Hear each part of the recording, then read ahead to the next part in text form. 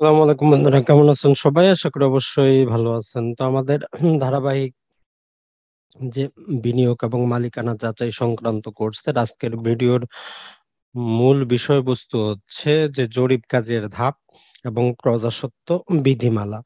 তো এর আগে আমরা তিনটার মতো ক্লাস করেছি, যেখানে দলিল পরিচিতি, খতিয়ান পরিচিতি এবং নামজারি সংক্রান্ত যে বিধিবিধান আছে সেগুলো কিন্তু আমরা জানতে পেরেছি। তো চলুন আজকে দেখি আমরা আমাদের ক্লাসের বিস্তারিত।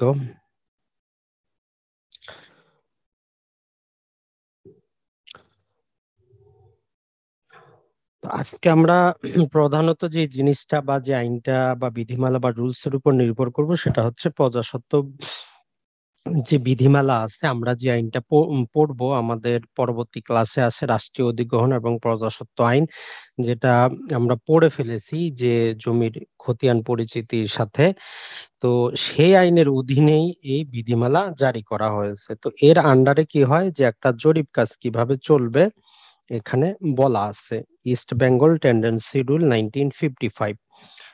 তো আমরা এটার উপর ভিত্তি করেই যাবতীয় কিছু করব। তো চলুন আমরা দেরি না করে ক্লাসটা শুরু করি। তো যেহেতু এগুলো ব্রিটিশ আমলে তৈরি, তো আইনগুলো কি হয় ম্যাক্সিমামই হচ্ছে সম্পূর্ণ ইংরেজিতে প্রস্তুত। তো আমাদেরকে যেহেতু অল্প সময়ের মধ্যে আমাদেরকে কি করতে হয়, 1 ঘন্টার মধ্যেই আপনাদেরকে যাবতীয় কিছু বুঝিয়ে দেওয়া প্রয়োজন পড়ে। তো এই জন্য আমরা এখান থেকে এটা শর্ট হ্যান্ড নোট করে নিয়েছি, যাতে সহজ ভাষায় অল্প সময় আপনারা বুঝতে পারেন। আমরা জাস্ট শিডিউলটা একটু সামনে রাখি, তাহলে আপনাদেরও বুঝতে সুবিধা হবে যে আসলে আমরা কোন কোন জিনিসটা নিয়ে কি বিষয় আলোচনা করব। আর পাশাপাশি আরেকটা জিনিস নিয়ে আমরা আলোচনা করব, সেটা হচ্ছে ভূমি মন্ত্রণালয়ের লেটেস্ট যে গেজেটটা আছে সেটাও বিষয়। তো এখন আমরা জরিপ কাজের যে ধাপগুলো আছে সেগুলো নিয়ে আপনাদের সামনে আলোচনা করার চেষ্টা করি। আর এটাই আমাদের গুরুত্বপূর্ণ, কারণ আমরা যখন জানবো বুঝবো যে একটা জিনিস কিভাবে তৈরি হচ্ছে, তৈরি হওয়ার সময় কোন কোন জায়গায় সেখানে কি থাকতেছে, নানা প্রকার ভাবে আমরা কি করতে পারবো, সংশোধন করতে পারবো, প্রয়োজনে ভুলটা ধরতে পারবো, তাহলে পরবর্তীতে আমাদের কিন্তু টেনশন হবে না। তো একটা খতিয়ান বা নকশা প্রস্তুত করার জন্য বিভিন্ন আইনের উপর কিন্তু নির্ভর করতে হয়, যেটা অলরেডি আমরা আপনাদেরকে বলেছি। তো এর মধ্যে স্টেট অ্যাকুইজিশন এন্ড টেন্ডার্সি অ্যাক্ট 1950, এর মধ্যে আমরা দেখেছি কি 143 বলা ছিল রেকর্ডটা মেনটেনেন্স করা। 144 বলা ছিল, আমরা যদি একটু স্মরণ করি, যে সেকশন 144 বলা ছিল যে রেকর্ডটা রিভাইজ করা, রিভিশন করা সংক্রান্ত বিষয়। এটাই হচ্ছে আমাদের আইনগত ভিত্তি, স্টেট অ্যাকুইজিশন এন্ড টেন্ডার্সি অ্যাক্টের সেকশন 144। আর এই আইনের অধীনে প্রণীত প্রজাস্বত্ব বিধিমালা, এর পাশাপাশি একটা সার্ভে আইন আছে 1875 সালের, সার্ভে অ্যান্ড সেটেলমেন্ট ম্যানুয়াল আছে 1935 সালের, টেকনিক্যাল রুলস আছে 1997 সালের।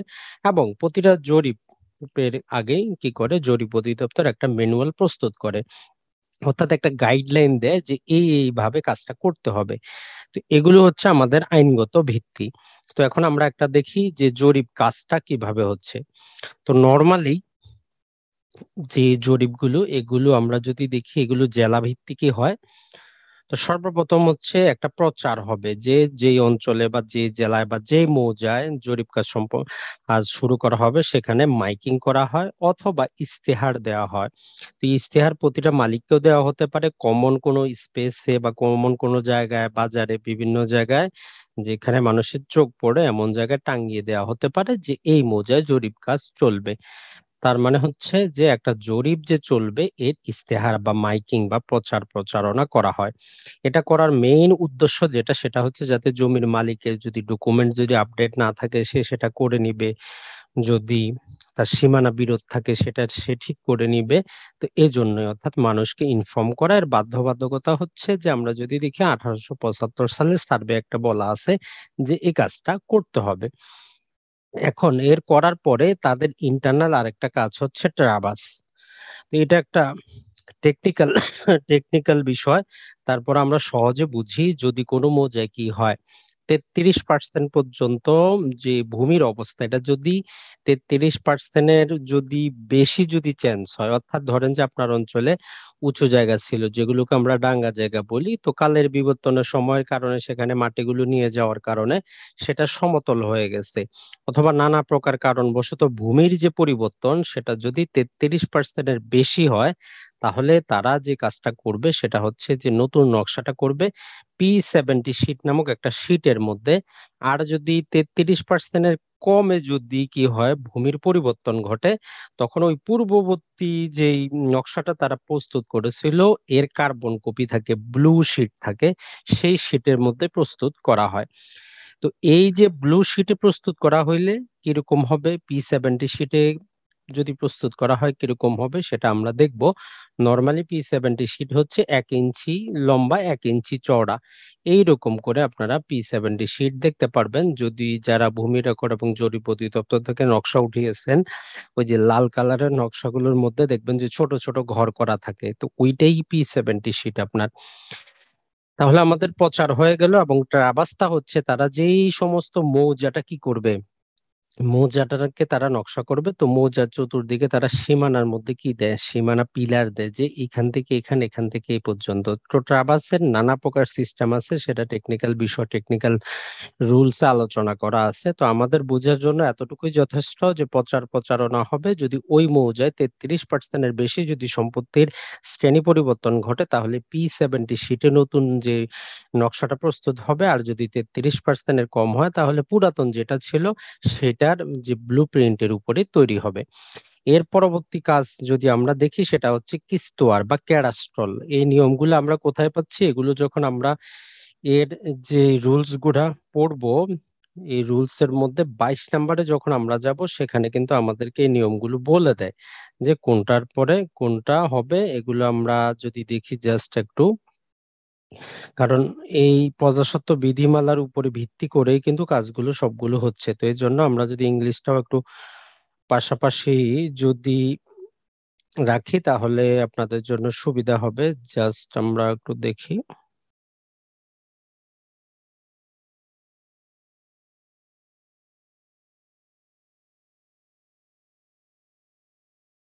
আর এই যে প্রজাস্বত্ব বিধিমালাগত ভাবে যদি আমরা দেখি যাই, যে খতিয়ানগুলো রক্ষণাবেক্ষণের দায়িত্ব যাবতীয় কিছু কিন্তু তহসিলদারের উপরেই দেওয়া হয়েছে।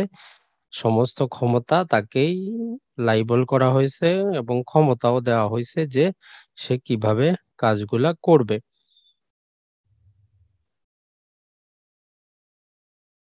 এই যে 27 নম্বরে যদি আমরা দেখি, বিধি 27, যেহেতু এটা রুলস এর মধ্যে আমরা বলতেছি বিধি 27-এ বলে দিচ্ছে যে দেখেন কি কি নিয়ম কানুন গুলো অনুসরণ করতে হবে। ট্রাভার্স সার্ভে, ক্যাডাস্ট্রাল সার্ভে, তারপরে হচ্ছে বাউন্ডারি মার্কিং, তারপরে ইস্তেহার, তারপরে এই যে বুজরত, তসদিক, ড্রাফট, এগুলো এইখানে 27 নম্বর বিধিতে আলোচনা করা আছে। তো সেগুলোই জাস্ট আমরা শর্ট করে আপনাদেরকে একটু বোঝানোর চেষ্টা করতেছি।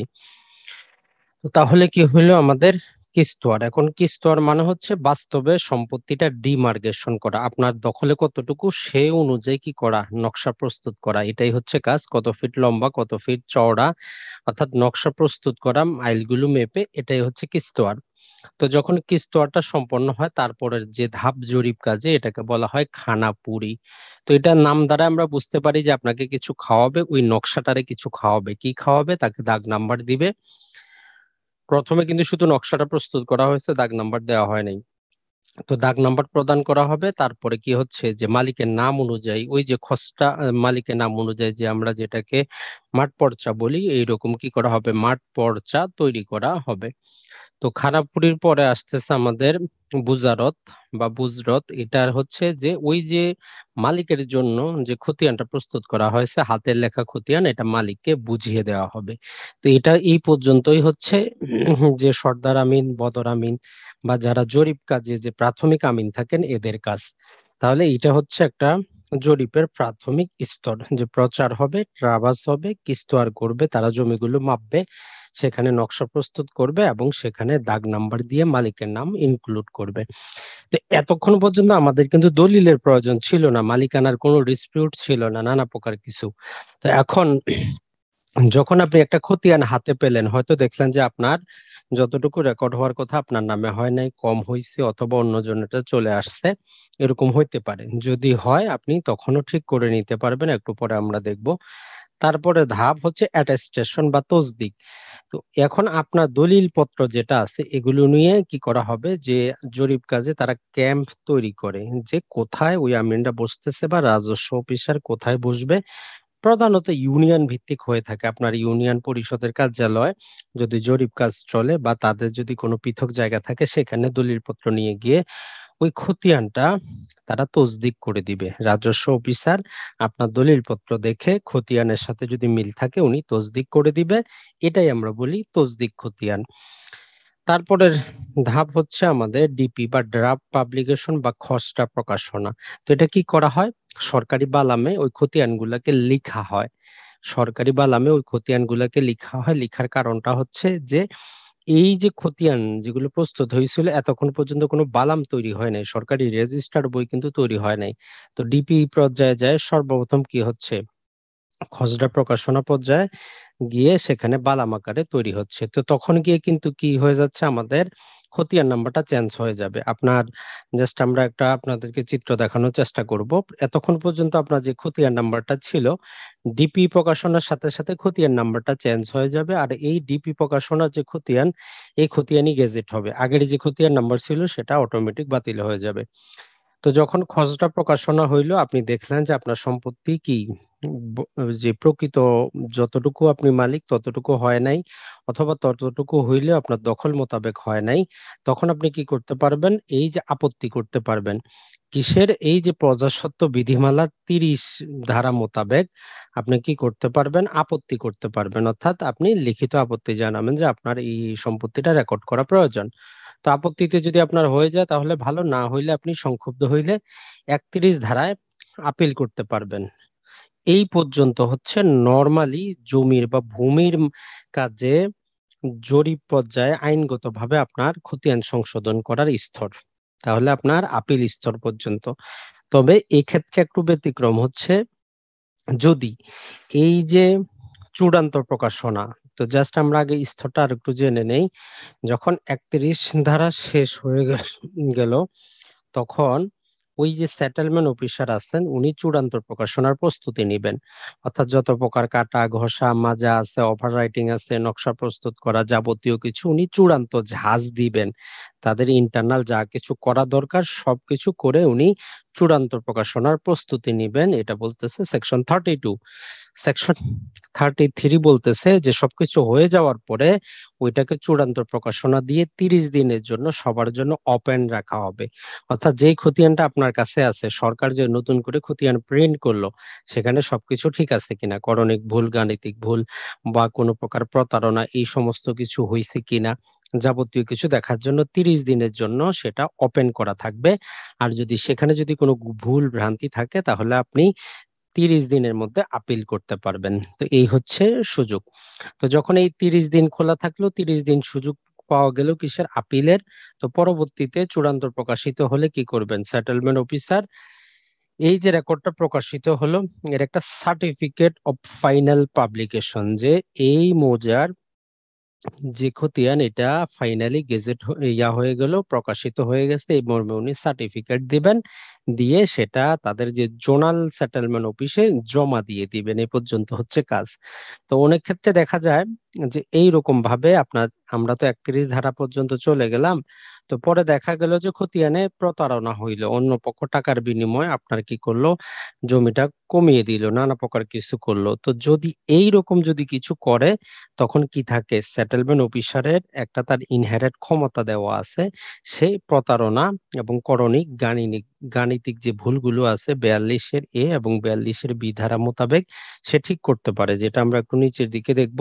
তো তাহলে আমরা এখান থেকে এতটুকু জানতে পারলাম, একটা জরিপ কাজ যখন চলে বা একটা খতিয়ান প্রস্তুত করার ধাপ হচ্ছে, প্রথমে মাইকিং বা প্রচার প্রচারণা হবে। তারপরে তাদের ইন্টারনাল যে যে কাজের মধ্যে অন্তর্ভুক্ত ট্রাভাস, তারা সম্পন্ন করবে। করার পরে আমিনগণ কি করবেন, সরজমিনে জমিটা ডিমার্কেশন করবেন, জমিটা কতটুকু লম্বা, চওড়া এগুলো মেপে খতিয়ানের পাশে যে নকশা প্রস্তুত করবেন এবং তার উপর ভিত্তি করে কি করবেন, খতিয়ান প্রস্তুত করবেন। আর এই যে খানাপুরি স্তর, এই স্তরে জমিতে কি করা হবে, যে দাগগুলোর মধ্যে এই যে নকশাটার মধ্যে দাগ প্রদান করা হবে, আর যে খতিয়ানটা প্রস্তুত করা হইলো মালিককে বুঝাইয়া দেওয়া হবে। মালিক দলিল সহ রাজস্ব অফিসারের কাছে গেলে তসদিক করে দিবে। তসদিকের পরে তারা খসড়া খতিয়ান প্রকাশ করবে। তারপরে যদি আপনার আপত্তি থাকে আপত্তি দাখিল করবেন, আর আপত্তিতে হেরে গেলে আপিল করবেন।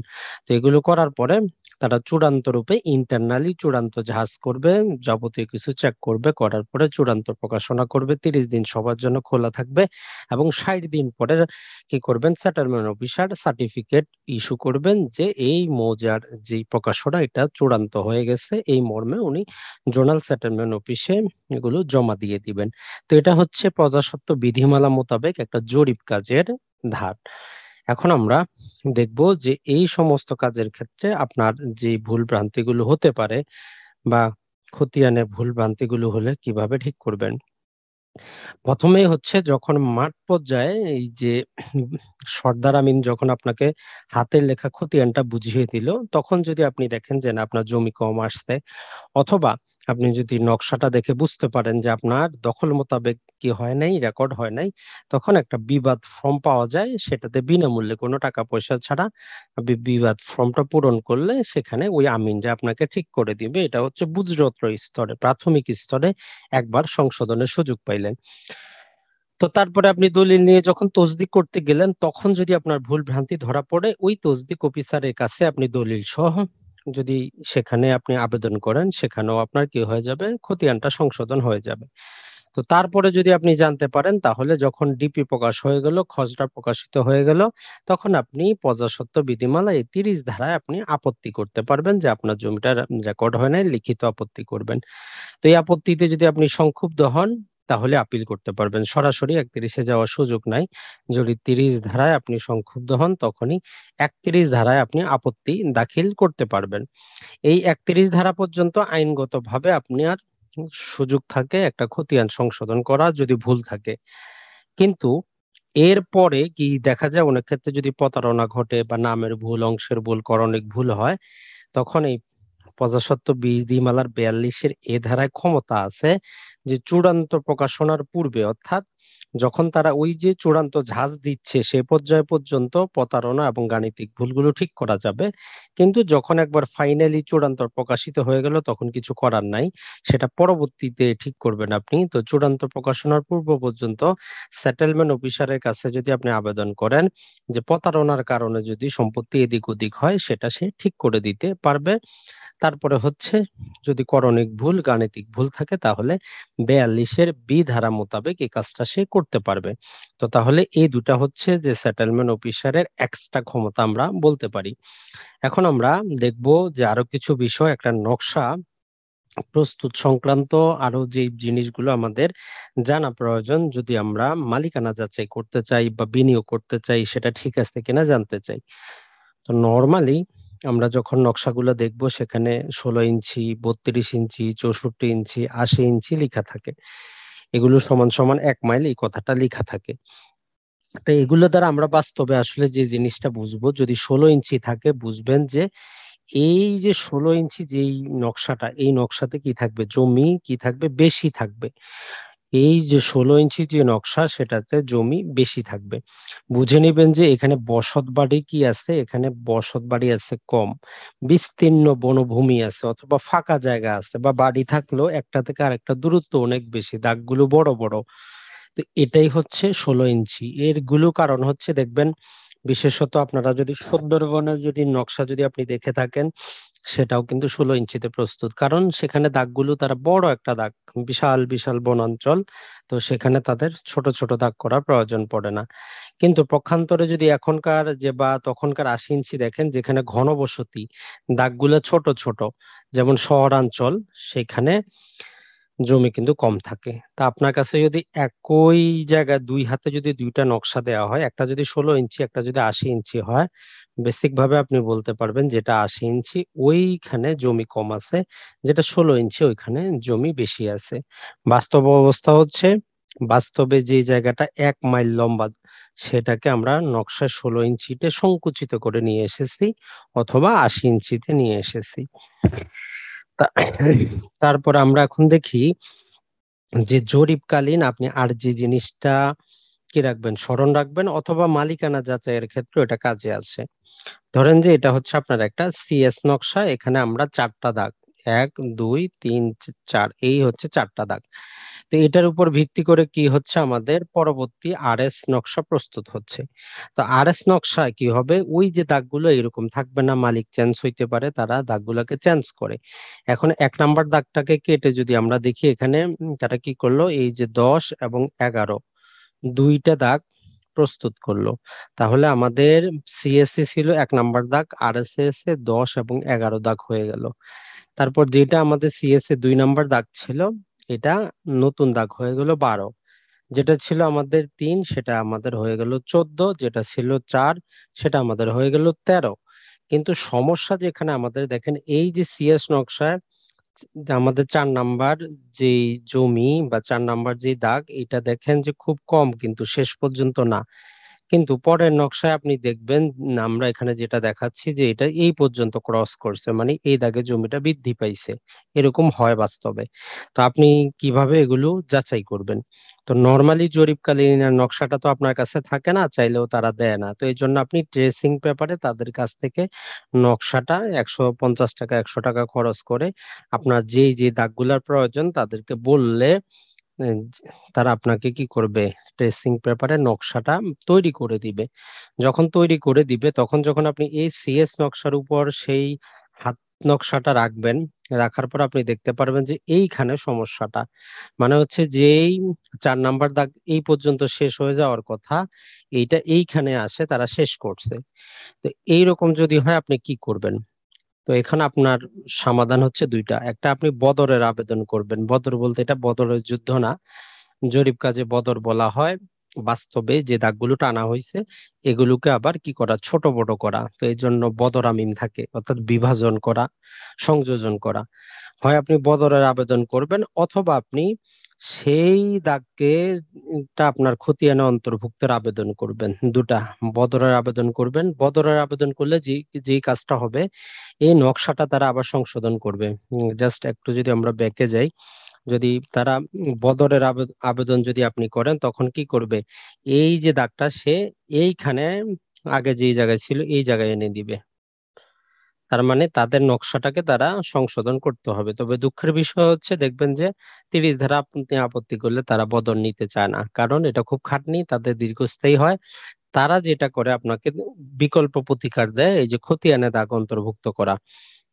তারা বলে যে আপনার এখানে কতটুকু সম্পত্তি, এতটুকু, বাকি সম্পত্তি আপনাকে কি করবে, যেমন এইখানে ছিল এই 3 দাগে জমি কম, 4 দাগে এই জমি কিন্তু কম, 3 দাগে বেশি, 4 দাগে কম। কিন্তু নতুন নকশা দেখা যাচ্ছে যে আমাদের এই যেটাতে জমি কম ছিল এটাতে জমি বেশি আসছে।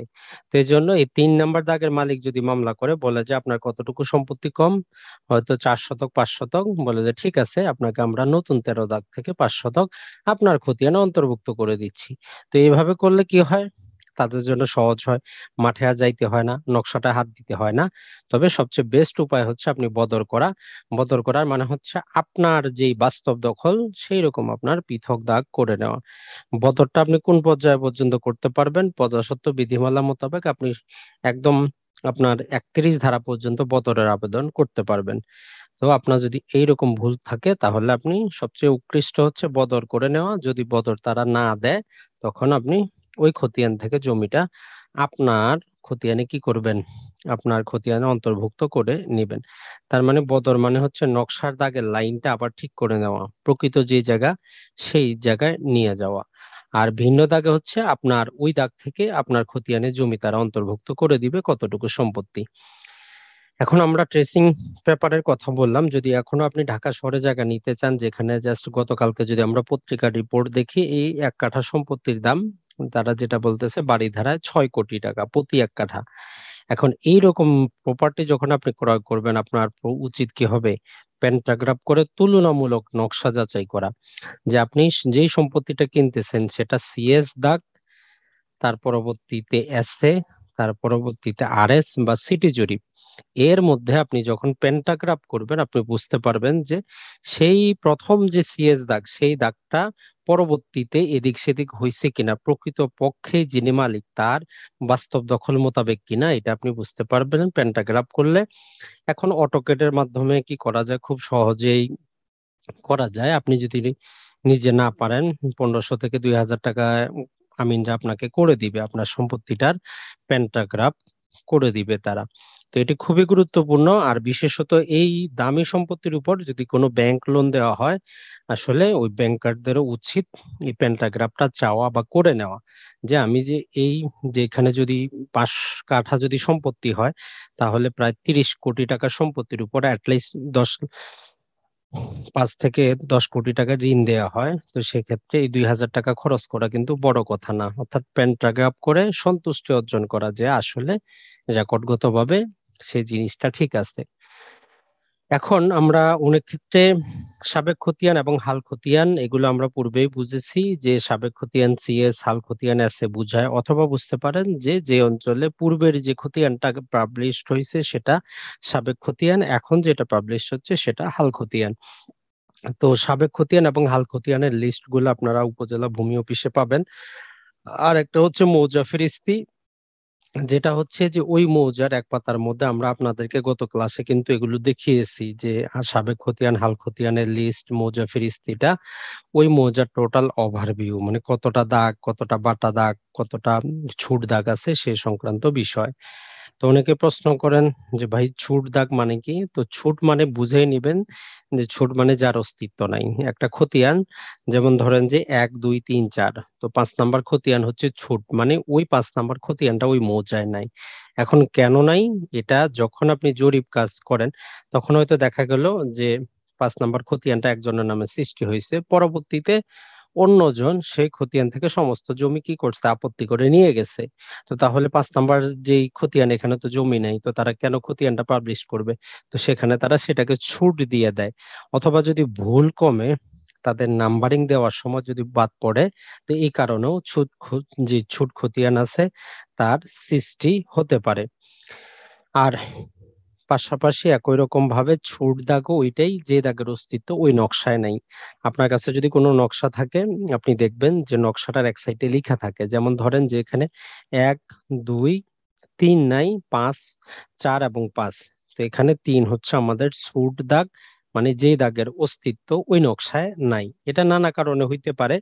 যেমন আমরা বললাম, যদি কোনো একটা ছোট ছোট দুইটা দাগকে প্রথমে দাগ দেওয়া হয়েছে, পরবর্তীতে যদি কি করা হয়, একত্রিত করা হয়। যেমন আমরা নকশার মধ্যে যদি একটু দেখি, এখন এখান থেকে আমরা প্রথমে আরেকটা বেসিক জিনিস জেনে নিব যে নকশায় দাগগুলা কিভাবে দেওয়া হয়। তো নকশা সাধারণত যেটা করা হয়, আমরা যদি 4টা দিক দেখি, এটা হচ্ছে উত্তর, এটা হচ্ছে দক্ষিণ, এটা পূর্ব, এটা হচ্ছে আমাদের পশ্চিম। তো নকশায় দাগগুলা উত্তর পশ্চিম থেকে শুরু করা হয়, অর্থাৎ এটা 1 number, 2 number, 3 number, 4 number, 5 number, 6 number, 7 number, অর্থাৎ উত্তর পশ্চিম থেকে শুরু করে দাগ দিতে দিতে পূর্ব দক্ষিণ কোণে এসে দাগগুলো শেষ হয়। আপনার কাছে যদি কোনো নকশা থাকে, অথবা আমরা 2টা 3টা নমুনা আপনাদেরকে দিয়ে দিব, যেখান থেকে আপনি আরো নিজেই বুঝতে পারবেন যে উত্তর এবং পশ্চিম থেকে দাগগুলো দেওয়া শুরু হয় এবং দক্ষিণ পশ্চিম কোণে এসে এগুলো কি হয়, শেষ হয়। আমরা যেটা আরেকটা সবাই যে প্রশ্নটা করেন, বাটা দাগ জিনিসটা কি? তো ধরেন যে এটা হচ্ছে একটা নকশা, এর মধ্যে 3টা দাগ, 1 2 3। এখন এই নকশাটা কি হইলো, এটা আমাদের নাম্বারিং দেওয়া হয়েছে, জরিপ কাজ চলতেছে।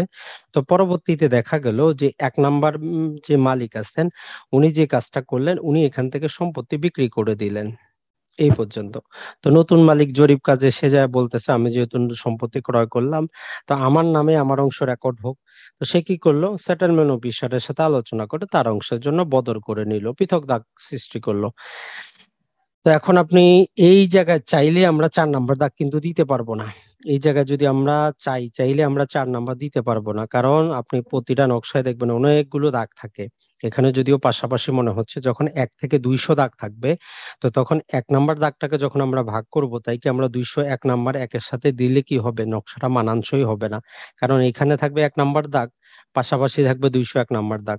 তো এর জন্য তারা যে নিয়মটা করছে সেটা বলতেছে যে তারা কি করবে, ওই মৌজার সর্বশেষ দাগ নাম্বার নিবে। তাহলে এটার মধ্যে যদি আমরা 3টা দাগ নেই, পরবর্তী দাগ হচ্ছে আমাদের 4। তো আমরা এটা পৃথক করলাম কার কাছ থেকে, 1 নাম্বার দাগ থেকে। তাহলে 1/4, এটাকে তারা বলতেছে বাটা দাগ। তো এটা দ্বারা কি হয়, সহজে বোঝা যায় যে এই দাগটা 1 নাম্বার দাগের সাথে আমরা পাবো। এখন যদি আমরা ছুট দাগ দেখি, দেখেন 1 2 3। তো যে কোনো কারণবশত কি হইলো, 2 নাম্বার যে সম্পত্তির মালিক উনি সম্পত্তিটা বিক্রি করে দিল। তো 3 নাম্বার মালিক ক্রয় করলো। তো উনি চাচ্ছে যে দুইটা আমার এক দাগে হয়ে যাক, 2টা দাগ কেন থাকবে। তো দাগ দেওয়ার পরেও অথবা বদর করে উনি তখন আবেদন করে কি করলো, একটা দাগ করে নিল বিশাল বড়। তো ওই মৌজা এখন 2 নাম্বার দাগ তো আর দেওয়ার কোনো জায়গা নাই। তো এই জন্য 2 দাগটা ছুট দাগ। অথবা অনেক ক্ষেত্রে তারা যখন নাম্বারিং করে তখন ভুলে বাদ পড়ে যায়, তো তখন সেটা নতুন করে দেওয়া সম্ভব হয় না, সেটাকে ছুট দাগ হিসাবে তারা রেখে দেয়। এখন আসি যে নকশাটা প্রস্তুত হবে, মনে রাখবেন আপনার উপজেলা সেটেলমেন্ট অফিসে তারা যখন পাবলিশ করবে সেখান থেকে আপনি 100 টাকা খতিয়ানটা এবং 500 টাকা আপনি নকশাটা নিতে পারবেন।